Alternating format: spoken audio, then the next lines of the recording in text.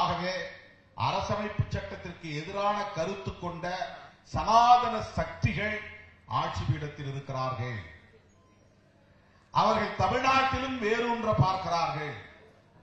தமிழ்நாட்டில் அவர்கள் வேரூன்றுவதற்கு சிலர் அடித்தளம் அமைத்து தருகிறார்கள். தமிழ்நாட்டில் பெரியாரையே கொச்சைப்படுத்துகிறார்கள், பெரியாரை விமர்சிக்கிறார்கள்.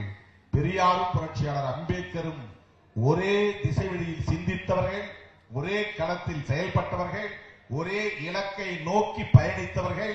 அந்த ஒற்றை இலக்கு சமத்துவம் என்பது. பெரியாரை கொச்சைப்படுத்துகிறார்கள் என்று சொன்னால் இவ்வளவு கோட்பாடுகளையும் தகர்க்கிறார்கள் என்று பொருள். புரட்சியாளர் அம்பேத்கரையும் விமர்சிக்கிறார்கள் என்று பொருள். மாமேதை மார்க்சையும் அவர்கள் அலட்சியப்படுத்துகிறார்கள், புறக்கணிக்கிறார்கள் என்று பொருள். முற்போக்கு சிந்தனைகளுக்கு எதிரானவர்கள் என்று பொருள். இடதுசாரி அரசியலுக்கு எதிரானவர்கள் என்று பொருள்.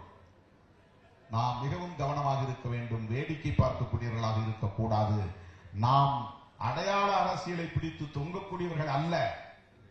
புரட்சியாளர் அம்பேத்கரை சாதி அடையாளமாக நாம் உள்வாங்கிக் கொள்ளவில்லை. புரட்சியாளர் அம்பேத்கர் அவர்களை ஒரு மத அடையாளமாக நாம் உள்வாங்கிக் கொள்ளவில்லை. புரட்சியாளர் அம்பேத்கர் அவர்களையும் பெரியார் அவர்களையும் மாமேதை மார்க்ஸ் அவர்களையும் கோட்பாட்டு அடையாளங்களாக நாம் பார்க்கிறோம்.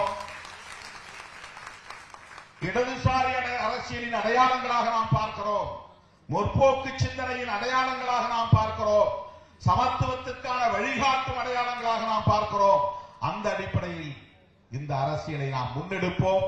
அப்போதுதான் இந்த தேசத்தை பாதுகாக்க முடியும். செய்திகளை உடனுக்குடனும் துல்லியமாகவும் தெரிந்து கொள்ள சப்ஸ்கிரைப் பண்ணுங்க.